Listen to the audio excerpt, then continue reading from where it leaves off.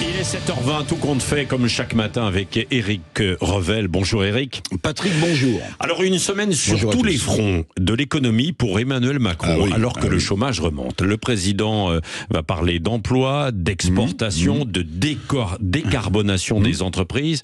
Alors peut-être, c'est ce que disent certains, de tourner la page d'un fiasco diplomatique de ces derniers jours, c'est ça ? Oui, Patrick, moi c'est ce que je dis. Le président de la République se replie sur la France après la grande confusion autour de ses prises de position contradictoires, c'est moins qu'on puisse dire, sur le dossier Israël-Hamas. Eh bien, Emmanuel Macron rentre à la maison, qu'on se le dise. Toute la semaine, l'agenda présidentiel sera séquencé autour de la question économique. Alors, à mi-chemin entre les effets de communication et quelques annonces aussi.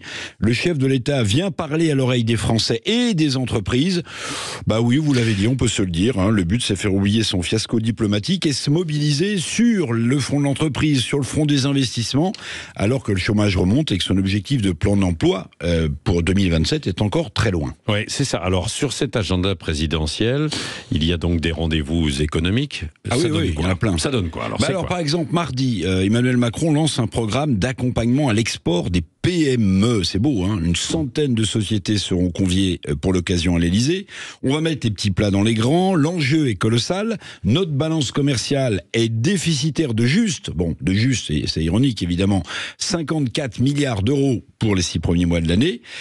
Notre excédent commercial, le dernier, remonte à plus de 20 ans. Bon, vous voyez, c'est une catastrophe commerciale du Made in France. Je rappelle que 146 000 PME françaises ne pèsent que 2% des exportations dans notre pays. C'est ridicule par rapport à l'Allemagne ou par rapport à l'Italie. Donc, mardi, Macron, roi de l'exportation, avec ce nouveau plan des PME. Mais comme j'ai un peu de mémoire, Patrick, je me souviens, il y a 25 ans, le plan Gazelle de Renaud Dutreil, ministre de l'Industrie de l'époque, même constat, plan export pour les PME. Un quart de siècle plus tard, rien n'a changé. Il y a neuf, évidemment, que ce qu'on a oublié. Oui, bon, elles ont besoin d'un bon coup de booster d'aide, quoi, ces PME. Oui, il y a 25 ans, c'était la même chose. Alors qu'un peu partout sur le territoire, il y en a qui mènent quand même des initiatives assez incroyables, bien sûr. Alors Macron en super VRP commercial avec ce plan pour les PME.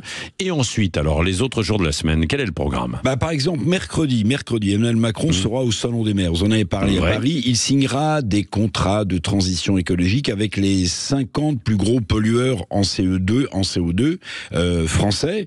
Bon là, mercredi, vous l'avez compris, c'est Macron, roi de la décarbonation. Et c'est pas fini. L'économie, décidément, passionne notre président.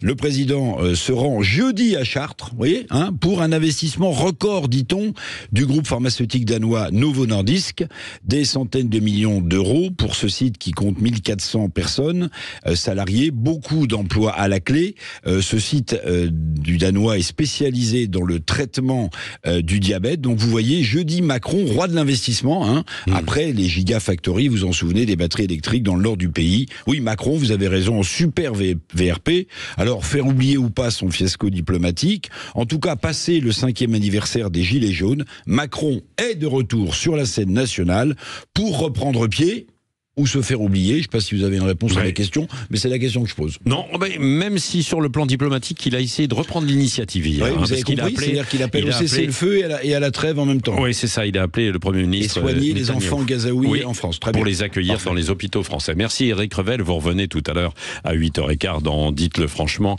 avec Elisabeth Lévy et Arlette Chabot, que l'on retrouvera dans un quart d'heure. Arlette Chabot pour nous parler du Rassemblement national.